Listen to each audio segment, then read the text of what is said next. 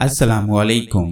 पेशे खिदमत है अंबर नाग मारिया सीरीज की अगली कहानी खलाई तख्ती का राज, पहला हिस्सा। आधी रात तक काहिन मंत्र पढ़ता रहा। रात के पिछले पहर उसने मंत्र खत्म करके मर्तबान में फूंक मारी। मर्तबान में थ्यूसोंग और केटी के दिल पड़े हुए थे।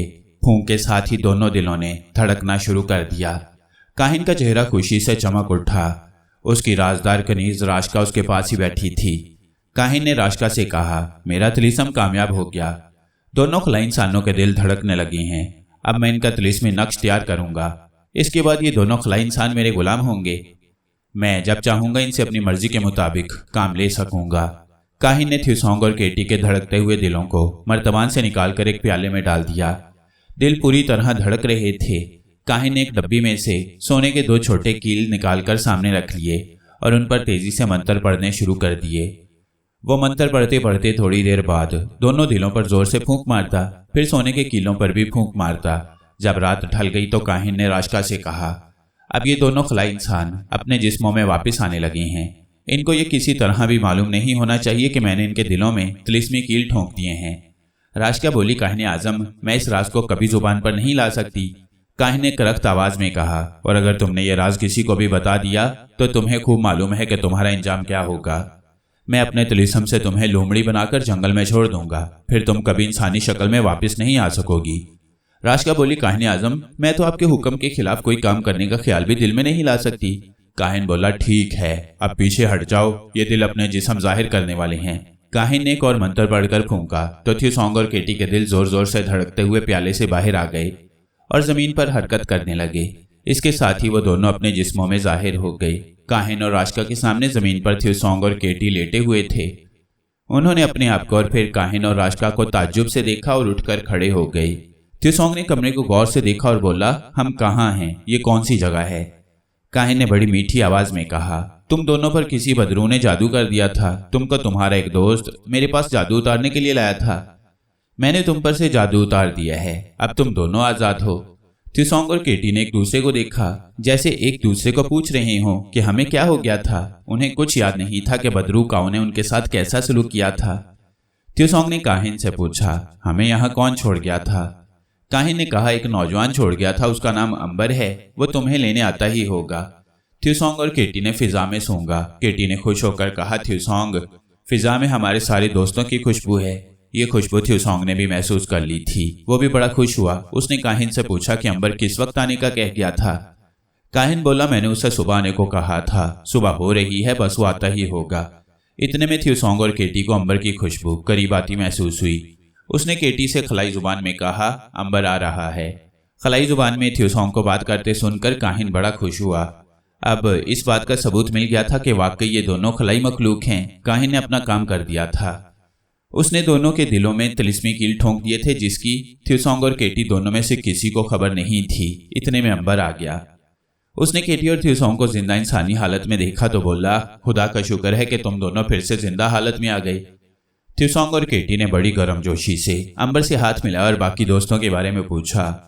अंबर ने कहा, सब तुम्हारा इंतजार कर रही हैं, मेरे साथ चलो। फिर अंबर ने शुक्रिया अदा करते हुए कहा, काहिन आजम, मैं किस जुबान से तुम्हारा शुक्रिया अदा करूं? हमें बताओ कि हम तुम्हारी क्या खिदमत कर सकते हैं। काहिन ने दिल में कहा कि खिदमत तो मेरी थ्यूसोंग और केटी करेगी, तुम क्या खिदमत करोगे? मगर ऊपर से बड़ी मीठी जुबान में बोला, खिदमत की क्या जरूरत है भाई, ये तो मैंने अपना इंसानी फर्ज समझकर काम किया है। मुझे खुशी है कि तुम्हारे साथी तुम्हें मिल गए।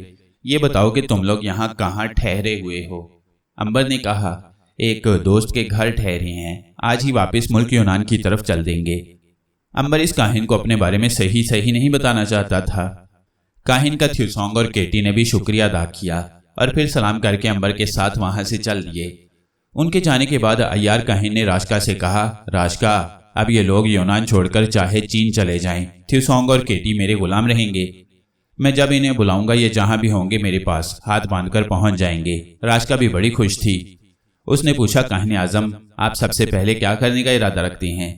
काहिन ने घूरकर राशका को देखा और डांट कर कहा, तुम मुझसे ये पूछने वाली कौन होती हो? मैं जानता हूं मुझे क्या करना है। खबरदार, आइंदा ऐसा सवाल न करना। राशका ने हाथ बांधकर सर झुका दिया और बोली, काहिन आजम, मैं मुआफी चाहती हूँ। काहिन अपने कमरे में चला गया। दूसरी तरफ थ्यूसोंग और केटी भी अंबर के साथ मुसाफिर खाने में आ गए। जहां जूली सॉन्ग, नाग और मारिया उनका इंतजार कर रहे थे। ये सब दोस्त एक दूसरे से मिलकर बेहद खुश हुए।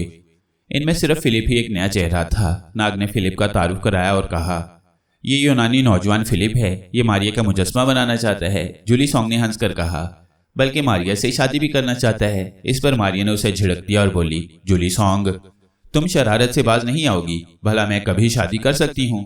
ये सुनकर फिलिप का चेहरा उदास हो गया। मारिया ज़ाहरी हालत में थी, सिर्फ फिलिप की वजह से वो गायब नहीं थी। थ्यूसॉन्ग और केटी के पूछने पर मारिया ने भी यही कहा कि वो सिर्फ फिलिप की दिलजोई की वजह से गायब नहीं हो रही। इसके बाद सारे दोस्त कमरे में बैठकर बातें करने लगे। अंबर बोला, एक मुद्दत के बाद हम सब दोस्त एक जगह इकट्ठे हुए हैं, हमें खुदा का शुक्र अदा करना चाहिए। नाग हंसकर कहने लगा, बस ये मुलाकात आर्जी होती है, तुम देख लेना, तारीख के वाकयात और हादसात हमें फिर एक दूसरे से अलग कर देंगे। मारिया ने कहा, हाँ, तारीख के किसी न किसी मोड़ पर तो हमें एक दूसरे से जुदा होना ही पड़ता है। ये तो हमारे साथ होता ही आया है। फिलिप उनकी बातें बड़े गौर से सुन रहा था। उसे अभी तक मालूम नहीं हुआ था कि असल में ये लोग कौन हैं और कहाँ के रहने वाले हैं और कहाँ जा रहे हैं। किसी ने उसे बताने की जरूरत भी महसूस नहीं की थी। नाग ने मारिया को एक तरफ ले जाकर समझाया कि फिलिप को साफ साफ कह दो कि तुम उससे शादी नहीं कर सकती, ताकि वो किसी गलतफहमी में ना रहे। मारिया को नाग का मशवरा पसंद आया। उसने फिलिप को साथ लिया और सराय के पीछे वाले बाग में आकर बैठ गई। फिर उसने फिलिप को साफ साफ बता दिया कि वो उससे शादी नहीं कर सकती। फिलिप ने उदास आवाज में पूछा, मगर क्यों मारिया, शादी तो देवताओं को भी पसंद है। मारिया ने कहा, तुम इस राज को नहीं समझ सकते, मैं तुम्हें किसी गलतफहमी में नहीं रखना चाहती थी, इसलिए तुम्हें साफ साफ बता दिया। फिलिप बोला, क्या ये तुम्हारा आखिरी फैसला है? मारिया ने कहा, हाँ, ये मेरा आखिरी फैसला है और यकीन करो फिलिप, इसमें तुम्हारी भी भलाई है। फिलिप खामोशी से उठकर बाग से बाहर निकल आया। शाम तक वो वापस ना आया। नाग ने कहा, मेरा ख्याल है फिलिप वापस अपने मुल्क चला गया है। मारिया बोली, अब मैं इसके सिवा और क्या कर सकती थी? मैं उसे किसी झूठे वहम में मुब्तला नहीं रखना चाहती थी। अंबर ने कहा, इसमें परेशान होने की क्या जरूरत है? हमारे सामने एक बहुत बड़ा मकसद है और जब एक बड़ा मकसद सामने हो तो इंसान इन छोटी छोटी चीजों पर गौर नहीं करता। अब हमें यह सोचना है कि हम यहाँ से किस तरफ चलें। केटी खुश होकर कहने लगी, एक मुद्दत के बाद हम सब दोस्त एक जगह इकट्ठे हुए हैं। मैं तो कहती हूँ कि कुछ दिन इसी शहर में गुजारने चाहिए, क्योंकि कुछ पता नहीं कि किसी मोड़ पर कौन किससे जुदा हो जाए। ये जो सुकून के चंद दिन मिले हैं, इन्हें हमें मिलजुल कर एक जगह पर गुजारना चाहिए। ख्याल बुरा नहीं है, तुम्हारा क्या ख्याल है? थ्यूसॉन्ग दीवार से टेक लगाए आंखें बंद किए पड़ा था। आंखें खोलकर बोला, हम तारीख के दरिया के रहमो करम पर हैं। तारीख और जमाने की लहरें हमें जिस तरफ चाहें बहा कर ले जाती हैं। अगर हम एक जगह भी बैठे रहे तब भी किसी न किसी वक्त किसी न किसी वजह से अलग हो जाएंगे। अंबर ने कहा, चाहे कुछ भी हो, मैं तो यही कहूंगा कि हमें कम से कम एक महीना इस खूबसूरत शहर में जरूर सैर करनी चाहिए। सबने इस तजवीज़ पर इत्तफाक किया और उन्होंने फैसला कर लिया कि एक महीना वो मिस्र के इस कदीम मगर खूबसूरत शहर में ही गुजारेंगे। अभी तक उनकी रिहाइश मुसाफिर खाने में ही थी। उस वक्त वहां अंबर, नाग, मारिया, केटी, थ्यूसॉन्ग और जूली सॉन्ग सभी मौजूद थे। वो बड़े खुश थे। सारा दिन वो शहर के बागों और दरिया की सैर करते, शाम को वापस मुसाफिर खाने में आ जाते। इसी तरह हंसी खुशी 15 दिन गुजर गए। दूसरी तरफ काहिन भी अपने मंसूबे पर काम कर रहा था। अभी वो वक्त नहीं आया था कि वो तिलिस्मी नक्श के जरिए थ्यूसॉन्ग और केटी को अपने मकसद के लिए बुलाता। इतना उसकी जासूस उसे बताते रहते थे कि वो दोनों शहर के मुसाफिर खाने में अपने दूसरे दोस्तों के साथ रह रही हैं। काहिन अपने जबरदस्त मंसूबे को बड़ी तेजी से तैयार कर रहा था। सबसे पहले वो मुल्क मिस्र पर कब्जा करना चाहता था। उसके पास तिलिस्म जरूर था, मगर एक मुकाम पर आकर उसका तिलिस्म भी खत्म हो जाता था और वह खूब जानता था कि फिरौन और उसके जर्नैलों पर तिलिस्म का असर कम ही होगा। उन पर कोई खलाई मखलूक ही अपना असर डाल सकती थी और काहिन को मालूम था कि थ्यूसॉन्ग और केटी में कौन कौन सी खलाई ताकतें हैं। वो उन ताकतों ही को अपने मकसद को पूरा करने के लिए इस्तेमाल करना चाहता था। उधर अंबर, नाग, मारिया, केटी, थ्यूसॉन्ग और जूली सॉन्ग बड़े मजे से सराय में रह रहे थे और शहर की सैर कर रहे थे। सैकड़ों बरसों के बाद उन्हें एक साथ बैठने का मौका मिला था और वे इस मौका से पूरा फायदा उठा रहे थे। इन पुरस्कार तारीखी दोस्तों को वहां रहते हुए जब 20 दिन गुजर गए तो एक रोज मुसाफिर खाने में रात को एक दास्तान गो आया। ये दास्तान गो वो लोग होते थे जो रात को खाना खाने के बाद मुसाफिरों को कहानियां सुनाया करते थे। आजकल तो हम लोग टीवी पर ड्रामा देखकर खुश होते हैं, लेकिन उस जमाने में रेडियो टीवी नहीं होते थे। तब लोगों की यही तफरीह होती थी कि वह रात को दास्तान गो के गिर्द बैठ जाते और उनसे कहानियां सुनकर खुश होते। सराय में ऐलान कर दिया गया कि मुल्क बादल से एक दास्तान गो आया है। रात को सराय के सहन में कहानी सुनाने की महफिल लगाएगा। अंबर, नागमारी और बाकी साथी भी बड़े खुश हुए कि चलो आज रात दास्तान गो से कहानियां सुनेंगे। रात को खाने के बाद सराय के सेहन में दरियां बिछा दी गईं। लोग उन दरियों पर आकर बैठ गए। फिर लंबा तिरंगा दास्तान गो आया। उसने जुब्बा पहन रखा था, सर पर पगड़ था, कानों में सोने की बालियां पहन रखी थीं। मशालें रोशन कर दी गई। दास्तान गो की आंखों में खास किस्म की चमक थी। उसने एक नजर लोगों पर डाली और अंबर, नागमारिया, केटी, थ्यूसोंग और जूली सोंग को भी देखा। उन पर निगाह पड़ते ही दास्तान गो के दिल पर अजीब सा असर हुआ। दास्तान गो ने कहानी बयान करनी शुरू कर दी। कहानी सुनाते सुनाते वो थ्यूसोंग और केटी के सामने आकर रुक गया और बोला, किस्मत के आसमान पर काले बादल छा रहे हैं। बादशाह को फकीर ने कहा, ए बादशाह सलामत, इस शहर को छोड़कर कहीं चला जा। तेरे दिल में सुराख है, यहाँ से कहीं चला जा। कहानी सुनाने वाला तो अपनी कहानी सुना रहा था, लेकिन थ्यूसोंग और केटी को यूं लगा जैसे वो उन दोनों को किसी आने वाली मुसीबत से खबरदार कर रहा था। इस बात को अंबर, नागमारी और जूली सोंग ने भी महसूस किया, मगर उन्होंने इसे कोई अहमियत ना दी। थ्यूसोंग और केटी ने भी इस बात को दिल से निकाल दिया। सिर्फ जूली सोंग ने कहा, लगता है इस दास्तान गो ने हमें इशारा दिया है कि हम यहाँ से चले जाएं। नाग बोला, क्या बेवकूफ़ी की बात कर रही हो, वो तो कहानी सुना रहा था। थ्यूसोंग ने भी नाग की तायीद करते हुए कहा, यह महज इत्तफाक है कि दास्तान गो ने हमें एक खास फिक्रा हमारे सामने आकर कह दिया है। नाग बोला, तो उससे पूछ क्यों नहीं लेते? हाँ, ये ठीक है, मारिया बोली। दास्तान गो ने कहानी खत्म कर दी। लोग जमाइयाँ लेते सोने के लिए अपनी अपनी कोठरियों की तरफ चले गए। दास्तान गो अकेला रह गया तो थ्यूसोंग, अंबर, केटी और नाग उसके पास चले आए। थ्यूसोंग ने पूछा, भाई, तुमने हमारी तरफ देखकर जो कहा था कि किस्मत के स्याह बादल छा रहे हैं और हम यहाँ से चले जाएं, तो इससे तुम्हारी क्या मुराद थी? दास्तान गो कहने लगा, मेरे भाई, मेरे अंदर बचपन ही से एक खास बात पाई जाती है कि मैं आदमी की शक्ल देखकर कुछ अंदाजा लगा लेता हूँ कि अगले चंद दिनों में उस शख्स के साथ क्या होने वाला है।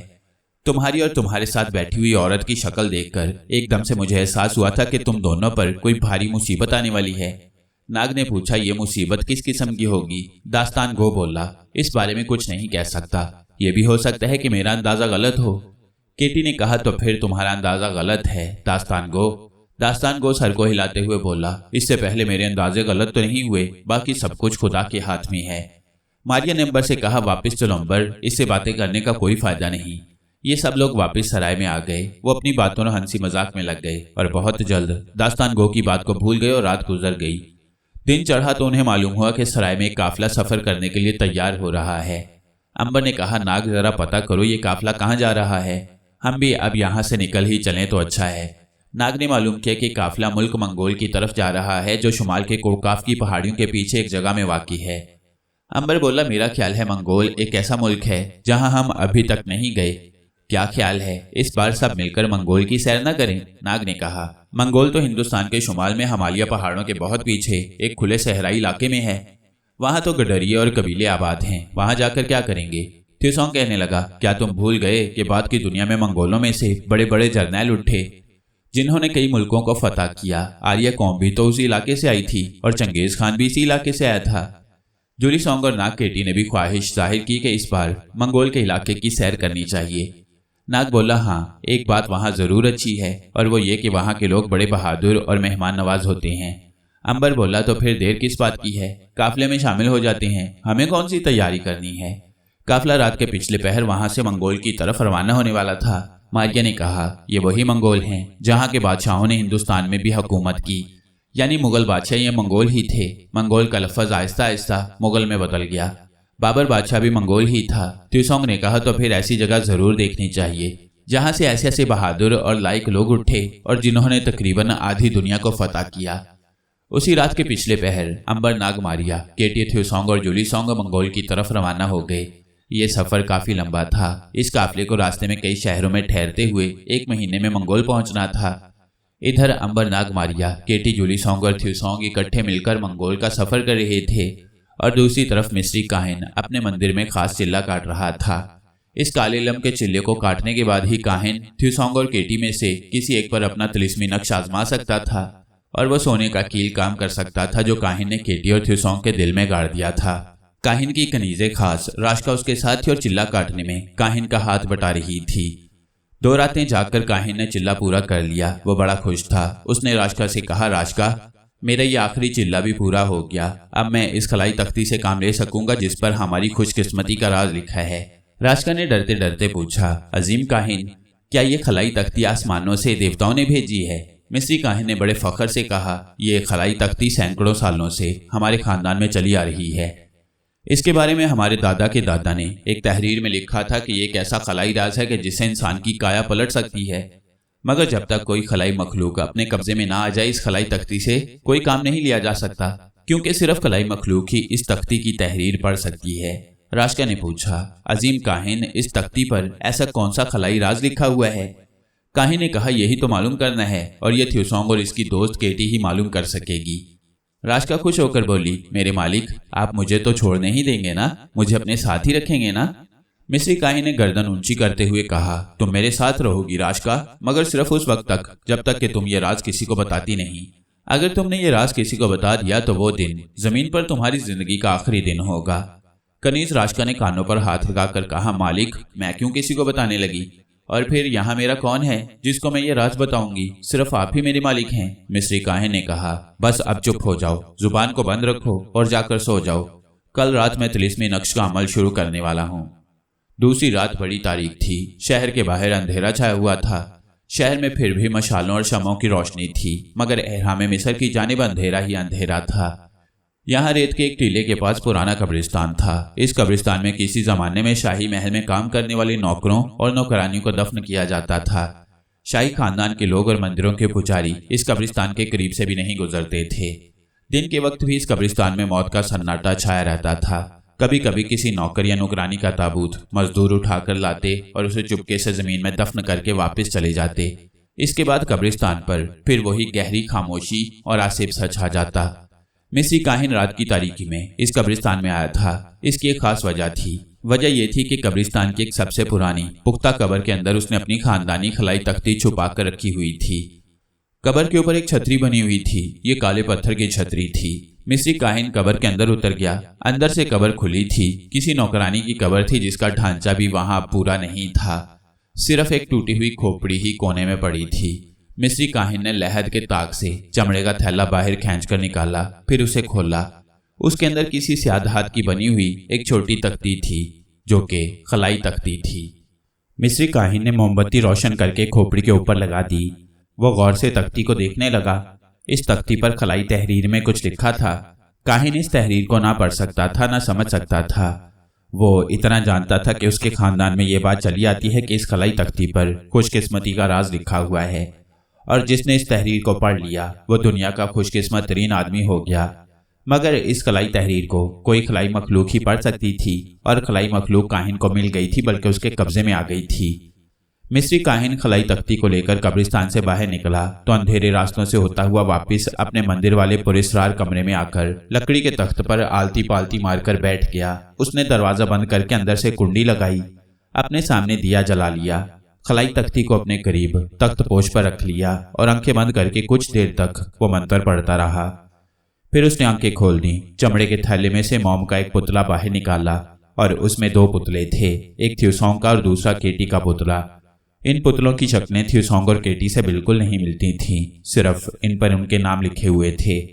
काहिन ने तिलिस्मी नक्श को सामने रख लिया, फिर उसमें से एक आम लोहे का कील निकाला और मंत्र पढ़कर थ्यूसोंग के पुतले के सीने में दाखिल कर दिया। इसके साथ ही थ्यूसोंग, जो कि काफले के साथ मंगोल की तरफ सफर कर रहा था, घबरा कर घोड़े पर से जमीन पर गिर पड़ा। अंबर नाग, केटी और थ्यूसोंग वगैरह ने जल्दी से उसे संभाला। काफिला रुक गया। थ्यूसोंग को उठाकर एक दरख्त के नीचे लिटा दिया गया। रात का वक्त था। थ्यूसोंग का दिल इतनी तेजी से धड़क रहा था कि लगता था अभी सीने से बाहर निकल आएगा। अंबर ने उसे पानी पिलाया। नाग बोला, इसे क्या हो गया है अंबर? अंबर ने आहिस्ता से कहा, कुछ नहीं कहा जा सकता। मालूम होता है दास्तान गो ने ठीक पेशगोई की थी। हमारी मुसीबत का आगाज हो रहा है। नाग ने कहा, हमें इस तरह नहीं सोचना चाहिए अंबर, सब कुछ ठीक हो जाएगा। जूली सॉन्ग और केटी भी वहीं थ्यूसोंग के पास आ गई। मारिया ने कहा, मैंने चारों तरफ देख लिया है, यहाँ कोई गैर या बदरू आसेब वगैरह नहीं है। नाग ने कहा, आसेब यहाँ कहाँ होगा? मेरा ख्याल है थ्यूसोंग पर कमजोरी का असर हो गया है, शायद अब ये थक गया है। थोड़ी देर बाद थ्यूसोंग को होश आ गया। उसने आंखें खोलकर सबको देखा और पूछा, मुझे क्या हो गया था? अंबर ने कहा, कुछ नहीं, तुम घोड़े पर से गिर पड़े थे। थ्यूसोंग मुस्कुराया, कहने लगा, मुझे नींद आ गई थी। मारिया बोली, मगर तुम तो पहले कभी नहीं सोए, अब कैसे नींद आ गई थी? थ्यूसोंग बोला, कुछ मालूम नहीं, चलो सफर शुरू करो, अब मैं बिल्कुल ठीक हूँ। मगर थ्यूसोंग ठीक नहीं था। उस पर तिलिस्मी नक्श का असर हो गया था। उसके दिल पर जो सोने की मेघ ठुकी हुई थी उसने अपना काम शुरू कर दिया था। थ्यूसोंग घोड़े पर सवार हो गया और काफिला एक बार फिर अपने सफर पर चल पड़ा। थोड़ी देर बाद रात के वक्त आंधी चलने लगी। आंधी इतनी तेज और जबरदस्त थी कि काफिला बिखरने लगा। काफिले के मालिक ने फौरन काफिले को रोककर ऐलान कर दिया कि यहाँ हम लोग रात बसर करेंगे। उसी वक्त घोड़ों और ऊंटों को पकड़कर दरख्तों के साथ बांध दिया गया। सारे मुसाफिर दरख्तों के नीचे चादरें तानकर बैठ गए। आंधी बड़ी तेज थी। हवा में दरख्त शाएं शाएं कर रहे थे, शाखें टूट रही थीं। अंबर, नाग, मारिया, केटी, जुली सोंग और थ्यूसोंग भी एक जगह बैठ गए थे। उन्हें आंधी कोई नुकसान नहीं पहुंचा सकती थी। फिर भी थ्यूसोंग ने कहा, मुझ पर चादर डाल दो, मुझे फिर नींद आ रही है। अंबर, नाग, केटी और जुली सोंग ने ताज्जुब से एक दूसरे को देखा। मारिया ने कहा, क्या बात है थ्यूसोंग, तुम बताते क्यों नहीं? क्या तुम्हारी तबीयत खराब है? थ्यूसोंग ने कहा, मैं बिल्कुल ठीक हूँ। फिर तुम्हें नींद क्यों आ रही है? केटी ने पूछा। थ्यूसोंग कमजोर सी आवाज में बोला, कुछ मालूम नहीं। अंबर ने कहा, तुम्हारी आवाज भी कमजोर होती जा रही है। थ्यूसोंग बोला, तुम मुझ पर चादर डाल दो, थोड़ा सा सो लूंगा तो बिल्कुल ठीक हो जाऊंगा। जुली सोंग कहने लगी, अगर वो थोड़ी देर आराम करना चाहता है तो उसको सो जाने दो, इसमें क्या हर्ज है। अंबर ने थ्यूसोंग पर चादर डाल दी। थ्यूसोंग आंखें बंद करके वहीं लेट गया। हवा शोर मचा रही थी। कई दरख्त जड़ से उखड़ गए थे। आधी रात को मुसाफिरों का शोर मच गया। दरख्त किसी पर गिर पड़ा था। अंबर, नाग, मारिया, केटी और जुली सोंग भागकर उसी तरफ गए। अंबर ने फौरन दरख्त ऊपर उठाकर नीचे से मुसाफिर को बाहर निकाला। सब मुसाफिर अंबर की बहादुरी पर आश्चर्य कर उठे। केटी पीछे थ्यूसोंग के पास ही बैठी रही। उसके करीब ही जमीन पर थ्यूसोंग चादर ओढ़े सो रहा था। इतने में अंबर, नाग, मारिया, जुली सोंग आ गए। केटी ने पूछा, क्या बात थी अंबर भाई? अंबर ने बताया कि एक दरख्त उखड़कर मुसाफिर पर गिर पड़ा था, उसे दरख्त के नीचे से निकाल कर आ रहे हैं। फिर नाग ने पूछा, थ्यूसोंग कैसा है? केटी ने कहा, अभी तक सो रहा है, मेरा ख्याल है उसे सोने दो। अंबर, नाग और मारिया, जुली सोंग थ्यूसोंग के करीब गए। अचानक उन्हें महसूस हुआ कि चादर का उभार बहुत छोटा रह गया है। अंबर ने कहा, चादर हटाना केटी। केटी ने चादर हटाई तो हैरान परेशान होकर रह गए, क्योंकि चादर के नीचे थ्यूसोंग नहीं था, वो गायब हो चुका था। अंबर नाग की तरफ और नाग केटी की तरफ और केटी जुली सोंग की तरफ हैरानी से देखने लगी। थ्यूसोंग कहाँ चला गया? जुली सोंग ने ताज्जुब से कहा। नाग बोला, जिसका डर था आखिर वही हुआ। मुझे शक पड़ गया था कि थ्यूसोंग पर किसी शय का असर हो रहा है, वो नहीं रहेगा। केटी ने कहा, मगर उसके साथ क्या हो गया था? उस पर किसका असर पड़ा था? अंबर बोला, कुछ नहीं कहा जा सकता, हमारे साथ किसी भी वक्त कुछ भी हो सकता है। अब थ्यूसोंग को उसके हाल पर छोड़ दो और अपनी खैर मनाओ, वो तो किसी न किसी मोड़ पर हमें फिर मिल जाएगा। ये देखो कि हम में से कोई दूसरा गायब ना हो जाए। जुली सोंग ने कहा, आप लोग काफिले के साथ मंगोल जाएं, मैं यहाँ रहकर अपने भाई का इंतजार करती हूँ। ये तुमने कैसी बात की है जुली सोंग? क्या हम थ्यूसोंग के भाई नहीं हैं? क्या हमें थ्यूसोंग से मोहब्बत नहीं है? मारिया ने जुली सोंग को बाजू से पकड़कर उठाते हुए कहा, जुली सोंग, थ्यूसोंग को अगर इसी जगह रहना होता तो वो गायब ना होता, वो यहाँ नहीं है। उठो, हम आगे चलेंगे। बहुत मुमकिन है कि मंगोल में थ्यूसोंग से हमारी मुलाकात हो जाए। नाग बोला, ऐसा हमारे साथ होता रहता है। जुली सोंग उठी और अपने दोस्तों के साथ चल पड़ी। आंधी रुक गई थी। जुली सोंग ने कहा, ऐसा मालूम होता है कि ये आंधी मेरे भाई थ्यूसोंग को गायब करने के वास्ते आई थी। अंबर, केटी, मारिया, नाग ने कोई जवाब न दिया। थ्यूसोंग के अचानक गायब हो जाने का हर किसी को अफसोस था, मगर सब जानते थे कि उनमें से कोई भी थ्यूसोंग को वापस नहीं ला सकता। वह जरूर किसी तिलिस्म का शिकार हो गया है। काफिला मंगोल की तरफ रवाना हो गया। मिस्री काहिन अपने मंदिर वाले कमरे में तख्त पोश पर आलती पालती मारे बैठा था। खलाई तख्ती उसके सामने पड़ी थी। सामने ही थ्यूसोंग का पुतला था, जिसके दिल में उसने सुई चबो रखी थी। मोमबत्ती जल रही थी। अचानक बंद दरवाजे में से एक साया धुएं की तरह लहराता हुआ कमरे में दाखिल हुआ। ये साया इंसानी शक्ल का था और धुएं की लहर की तरह लहरा रहा था। साये ने कमरे में एक चक्कर लगाया और फिर थ्यूसोंग की शक्ल में मिस्री काहिन के सामने आकर इस तरह अदब से खड़ा हो गया कि उसके दोनों हाथ बंधे हुए थे, जैसे कोई गुलाम अपने आका के सामने खड़ा हो जाता है। मिस्री काहिन की आंखों में खुशी और कामयाबी की चमक आ गई थी। उसने गहरी नजर डालकर थ्यूसोंग को देखा और कहा, थ्यूसोंग, तुम कौन हो? थ्यूसोंग ने कहा, मेरा नाम थ्यूसोंग है मेरे आका। मिस्री काहिन ने दूसरा सवाल किया। थ्यूसोंग की आवाज बदली हुई थी, और मैं कौन हूँ? थ्यूसोंग ने कहा, तुम मेरे आका हो, तुम जो कहोगे मैं वही करूंगा। मिस्री काहिन ने पूछा, तुम कहाँ के रहने वाले हो? थ्यूसोंग ने जवाब दिया, मैं निज़ाम शमसी से दूर एक और निज़ाम शमसी के एक सियारे की खलाई मखलूक हूँ। मिस्री काहिन मुस्कुरा दिया, बोला, तुम खलाई मखलूक हो? हाँ मेरे आका, त्यूसोंग ने कहा। मिस्री काहिन ने पुरस्कार खलाई तख्ती त्यूसोंग के आगे कर दी और कहा, इस खलाई तख्ती की तहरीर पढ़कर बताओ कि ये क्या लिखा है। त्यूसोंग ने खलाई तख्ती पर लिखी हुई खलाई तहरीर को पढ़कर बताया, मेरे आका, इस पर लिखा है कि दरिया अमेज़न के किनारे जर्द पहाड़ियों के दामन में एक दलदली जंगल है। उस जंगल में एक खलाई अड्डा है जो लाखों बरस कदीम है। वहाँ एक दो पहाड़ियों के दरमियान एक जर्द पत्थर का सतून है। वहाँ सतून पर एक तहरीर लिखी है, उसे पढ़ो। वो तुम्हें बताएगा कि आगे तुम्हें क्या करना है। मिस्री काहिन बड़े गौर से त्यूसोंग की बात सुन रहा था। जब त्यूसोंग चुप हो गया तो वो अपनी जगह से उठा। उसने बंद दरवाजे में से झांककर बाहर देखा कि कहीं बाहर कोई उनकी आवाज तो नहीं सुन रहा।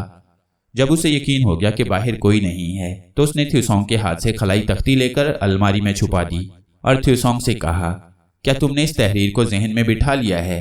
त्यूसोंग बदली हुई आवाज में बोला, हाँ मेरे आका, मुझे इस तहरीर का एक एक लफ्ज याद हो गया है। मिस्री काहिन ने कहा, क्या तुम जानती हो दरियाए अमेज़न कहाँ है? त्यूसोंग बोला, मेरे आका, दरियाए अमेज़न इस बर आज़म के जनूब में है जो बाद में चलकर बर आज़म अमरीका कहलाएगा। मिस्री काहिन ने कहा, हम कितनी देर में वहां पहुंच सकते हैं? त्यूसोंग ने जवाब दिया, मेरे आका, समुद्री जहाज से हम 15 दिन में दरियाए अमेज़न में पहुंचेंगे। यहाँ से हमें सिकंदरिया की बंदरगाह से बादबानी जहाज में सवार होना होगा। मिस्री काहिन ने कहा, क्या इससे पहले हम वहां किसी तरह नहीं पहुंच सकते? तुम खलाई मखलूक हो, क्या तुम्हारे पास कोई दूसरा जरिया नहीं है? त्यूसोंग ने कहा, मेरे आका, अगर मैं अपने सियारे पर होता तो मैं आपको हवा में उड़ाकर ले जाता, लेकिन इस जमीन पर मैं हवा में परवाज नहीं कर सकता। ठीक है, तुम मेरे साथ चलोगे। हम कल सुबह ही यहाँ से सिकंदरिया की तरफ निकल चलेंगे। तुमको अपना ये लिबास उतारकर मिस्री लिबास पहन लेना होगा। ऐसा ही होगा मेरे आका, त्यूसोंग ने अदब से झुककर कहा। मिस्री काहिन उसी वक्त दूसरे कमरे से आम नौकरों वाला लिबास लाया और उसे त्यूसोंग को पहना दिया और कहा, तुम अपने आप को मेरा खादिम जाहिर करोगे, समझ गए हो? त्यूसोंग बोला, जो हुक्म मेरे आका। मिस्री काहिन ने त्यूसोंग को उसी कमरे में बैठे रहने की हदायत की और खुद बाहर से दरवाजे को ताला लगाकर सीधा अपनी खास कनीज राशका के कमरे में आ गया। राशका उसके इंतजार में थी। उसने बेचैनी से पूछा, क्या खलाई मखलूक त्यूसोंग आ गया? मिस्री काहिन ने राशका से कहा कि खलाई मखलूक त्यूसोंग उसके कब्जे में है और दूसरे कमरे में बैठा है।